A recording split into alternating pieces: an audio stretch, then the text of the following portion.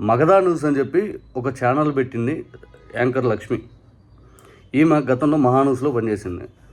ఆ తర్వాత ఈ ఛానల్లో సంక్రాంతి కమ్మవారి పండగ అని చెప్పి అసలు జనాలు షాక్ అయ్యేలాగా ఒక పెద్ద బాంబు పేల్చింది. సరే, అంతటితో ఏమన్నా ఆగారా ఏమంటే ఆ తర్వాత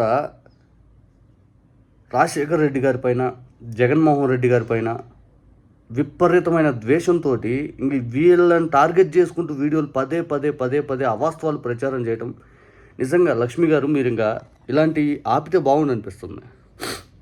ఎందుకంటే ముందు మాటలన్నీ అనేది మీరే, తర్వాత నేను అట్లా అనలేదని చెప్పి మళ్ళీ కవర్ చేసేది మీరే.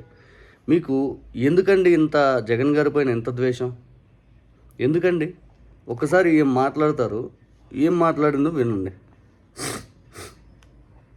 అలాగే ఈ వైఎస్ఆర్ సిపి అని పార్టీ పెట్టుకున్నారు ఆయన. వైఎస్ఆర్ లో వైఎస్ఆర్ అంటే వైఎస్ రాజశేఖర రెడ్డి అని అందరూ అనుకుంటారు, కానీ కాదు. వైఎస్ఆర్ లో వైఎస్ఆర్ సిపి పార్టీలో వైఎస్ఆర్ లేడు, సిపి అంటే కాంగ్రెస్ పార్టీ కూడా కాదు. అంటే ఇలా జనాలని మభ్య పెట్టి ఇందులో వైఎస్ఆర్ ఉన్నాడు, నా తండ్రి ఉన్నాడు, మీరు పాత అంతకుముందు మీరు భావించే కాంగ్రెస్ పార్టీ కూడా ఉందని మతలబు చేయడమే. నిజానికి దాని అబ్రివేషన్ పూర్తిగా భిన్నం. అసలు వైఎస్ఆర్ సిపి పార్టీలో రాజశేఖర రెడ్డి లేడు, కాంగ్రెస్ పార్టీ కూడా లేదు. ఇది అర్థం చేసుకోవాలి. అది అందరికీ తెలుసు, నీకు తెలీదమ్మా? ఏనాడైనా జగన్ గారు కానీ లేకపోతే ఎవరైనా కానీ వైఎస్ఆర్ కాంగ్రెస్ పార్టీ 5 అని చెప్పి ఇది రాజశేఖర రెడ్డి గారి పేరు మీద 5 అని ఎవరైనా జగన్ గారు ఎప్పుడైనా స్టేట్మెంట్ ఇచ్చాడా? యువజన శ్రామిక రైతు కాంగ్రెస్ పార్టీ, ఇది పార్టీ పేరు. దీంట్లో కాంగ్రెస్ నుంచే బయటకు వస్తే ఇంకా కాంగ్రెస్ పేరు పెట్టుకోవడం ఏంటి? అసలు ఆ కాంగ్రెసే మాకు వద్దని చెప్పి కదా ఆనాడు బయటకు వచ్చింది జగన్ గారు. ఇంకా కాంగ్రెసే మాకు వద్దని చెప్పి బయటకు వస్తే ఆ కాంగ్రెస్ పేరు పెట్టుకుంటే వాళ్ళు వచ్చేది ఎందుకు ఓటర్లు? ఆ కాంగ్రెస్ జగన్ గారిని చూసి భయపడి కదా జైల్లో పెట్టింది. జగన్ గారు అంతటికి జగన్ గారే ఈ కాంగ్రెసే నాకు వద్దు అని చెప్పి ఇసిరేసి వచ్చాడు. ఆ కాంగ్రెస్ పార్టీ కావాలి, వాళ్ళ క్యాడర్ కావాలనేది. మేమందరం రాజశేఖర రెడ్డి గారిని అభిమానించేవాళ్ళం. ఈరోజు రాష్ట్రంలో జగన్ గారి వెంట నడిచే ప్రతి ఒక్కరు కూడా రాజశేఖర రెడ్డి గారిని అభిమానించి ప్రేమించేవాళ్ళే.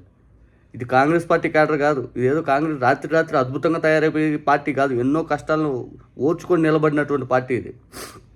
9 సంవత్సరాలు పార్టీ పెట్టిన తర్వాత అధికారం వచ్చింది. ఓవర్ నైట్ ఏమో అధికారం రాలా. బై ఎలక్షన్ ఫేస్ చేశారు. ఇదే కాంగ్రెస్తో పోరాడాడు.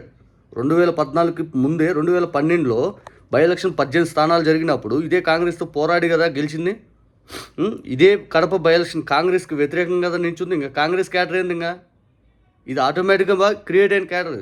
వైఎస్ఆర్ కాంగ్రెస్ పార్టీ అనేది రాజశేఖర్ రెడ్డి గారిని, జగన్ గారిని అభిమానించే వాళ్ళందరూ దీంట్లో భాగస్వామ్యులైంది. ఎప్పుడు కాంగ్రెస్ పార్టీకి ఆ రోజు బతికుండగానే, అధికారంలో ఉండగానే వ్యతిరేకత వచ్చి బయటకు వచ్చింది. ఇవన్నీ ఎందుకు ఈ మాటలు మళ్ళీ ఇప్పుడు? అలాగే ఇంకొకటి, ఇదే విక్టిమ్ కార్డ్ ఇంకొక రకంగా కూడా ప్లే చేస్తూ ఉంటారు. ఆ విక్టిమ్ కార్డ్ ఏంటి? ఆయన రాజశేఖర రెడ్డి గారి మరణం తర్వాత ఆయన తల్లి వచ్చి తండ్రి లేని బిడ్డ మీరే చూసుకోవాలి అని ఒక సెంటిమెంట్ కార్డు ఏ తల్లితో అయితే ప్లే చేయించారో, అక్కడ కూడా ఒక విక్టిమ్ కార్డు ఎలా అయితే ప్లే చేయించారో, అదే తల్లి కొడుకును వద్దనుకొని ఇంటి నుంచి బయటకు వెళ్ళిపోయిన తర్వాత కూడా అసలు ఆ మాట ఏంది? కొడుకును వద్దనుకొని ఇంటి నుంచి బయటికి వెళ్ళిపోయింది అది ఇదని ఏంటది? నీకు చెప్పింది ఏనాడైనా విజయమ్మ గారు ఏనాడైనా నీకు చెప్పారా? పులివెందులో మొన్న రాజశేఖర రెడ్డి గారు వర్ధంతి కార్యక్రమంలో విజయమ్మ గారు జగన్ గారిని ముద్దు పెట్టుకుని కనపడలేదా? ఒక తల్లి కొడుకు మధ్య కూడా అగాధం పెంచేలాగా మీలాంటి వాళ్ళు కదా విక్టిమ్ కార్డు ప్లే చేస్తుంది. మీలాంటి వాళ్ళు కదా. ఇదే చంద్రబాబు నాయుడు గారు ఎన్టీ రామారావు గారి పైన నేను పోటీ చేస్తాను 5 అని మాట్లాడారు. ఓడిపోగానే పోయి ఎన్టీ రామారావు గారి దగ్గరికి వెళ్ళి ఆ పార్టీలో చేరాడు. తర్వాత ఎన్టీ రామారావు గారు సొంత మామ, పిల్లనిచ్చిన మామ, రాజకీయంగా మనల్ని అవకాశం ఇచ్చాడని కూడా ఆలోచించకుండా ఎన్టీ రామారావు గారిని దించేశాడు ఇదే చంద్రబాబు నాయుడు గారు. అయినా కూడా ఇదే ఎన్టీ రామారావు గారి దగ్గరికి వెళ్ళి రోజు పూలదండలు వేస్తా, ప్రతి జయంతికి, వర్ధంతికి, భారతరత్నకి ఎన్టీ రామారావు గారికి ఇవ్వాల్సిందని అధికారంలో ఉన్న, కేంద్రం భాగస్వామ్యంగా ఉన్న ప్రజల్ని ఇలాగే పిచ్చోళ్ళు చేస్తూ భారతరత్న ఇవ్వండి అని చెప్పి ప్రతిసారి అడగటం నీకు తప్పుగా అనిపించలేదా? ఇప్పుడు ఎవరు విక్టిమ్ కార్డు ఎవరు ప్లే చేస్తుంది? జగన్మోహన్ రెడ్డి గారు బాధితుడు అవుతారా? కానీ ఇక్కడ కూడా బాధితుడిని నేనే. నా తల్లి నా నుంచి వెళ్ళిపోయింది, నా తండ్రి మరణించాడు అంటే తల్లి తండ్రి లేని వాడిని నేను అని మళ్ళీ ఇక్కడ ఇంకొక విక్టిమ్ కార్డు. అసలు ఎప్పుడేం చెప్పాడా? నా తల్లి బయటికి వెళ్ళిపోయింది, నేను బాధితుడిని ఎప్పుడేం చెప్పాడా?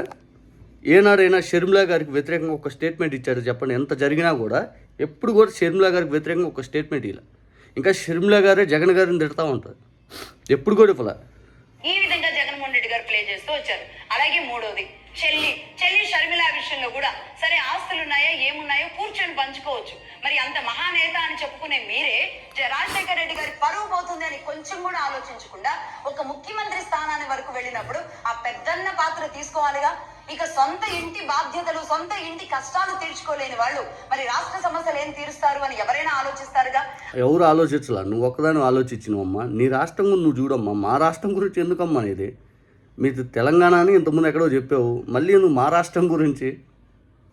ముందు మీ రాష్ట్రంలో ఏం జరుగుతుందో చెప్పు. ఈ మగధా న్యూస్ అనేది ఒక ఛానల్ పెట్టుకుంటావుతా, ఎన్ని సమస్యల మీద నువ్వు వీడియోలు చేసావు చెప్పమ్మా? రైతుల సమస్యల మీద వీడియోలు చేసావా, లేకపోతే పూర్తిగా గతంలో నువ్వు రాజధాని రైతుల కోసం నువ్వు కన్నీళ్ళు పెట్టుకున్నావు కదా, మరి ఇదే రాజధాని రైతులు ఈరోజు అగసాట్లు పడుతున్నప్పుడు ఎప్పుడేం మాట్లాడావమ్మా? గిట్టుబాటు ధరల గురించి ఎప్పుడేం మాట్లాడావా? విశాఖపట్నంలో ఈరోజు జగన్ గారు వెళ్తున్న సందర్భం ఏంది? 6 జాలర్లు కనిపించకుండా పోయారు. ప్రభుత్వం ఇంతవరకు పూర్తి స్థాయి వాళ్ళకి మద్దతుగా తోడుగా నిలవాల. దీనికి సంబంధించి వీడియో ఎందుకు చేయలేదమ్మా నువ్వు? ఆక్వా రైతుల గురించి ఎందుకు మాట్లాడవు? ఇక రాష్ట్రంలో జరుగుతున్న అరాచక లా అండ్ ఆర్డర్ ఫెయిల్యూర్ గురించి ఎందుకు మాట్లాడు? ఇదే అరవ శ్రీధర్ లాంటి వాళ్ళ గురించి ఎందుకు మాట్లాడు?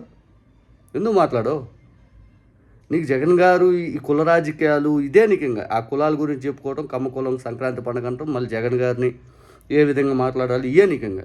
నీకేం కావాలి చెప్పమ్మ తల్లి?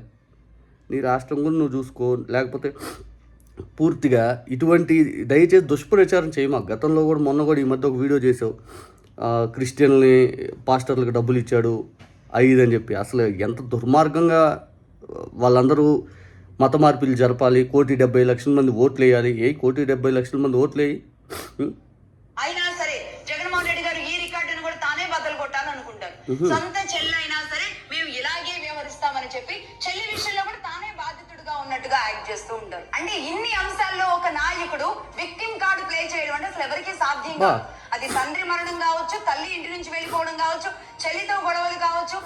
ఈ వీడియో చూస్తే క్లారిటీగా అర్థమైంది ఏంటంటే, మీకు జగన్ గారి పైన ద్వేషం, బండి సంజయ్ కొడుకు లాంటి వాళ్ళకి సపోర్ట్ చేస్తూ ఉంటారు మీరు. పాపం ఆ బండి సంజయ్ ఇష్యూలో బాధిత మైనర్ బాలికకు మీరు ఎంత నెగిటివ్ ఇంపాక్ట్ క్రియేట్ చేసేలా ఎన్ని మాట్లాడినారో తెలుసు. ఇవన్నీ చెప్పుకుంటా పోతే ముందు మీరు చూడండి అమ్మ తల్లే. ముందు మా రాష్ట్రం లేదు, మా తిప్పలేదు, మేము పడతాం.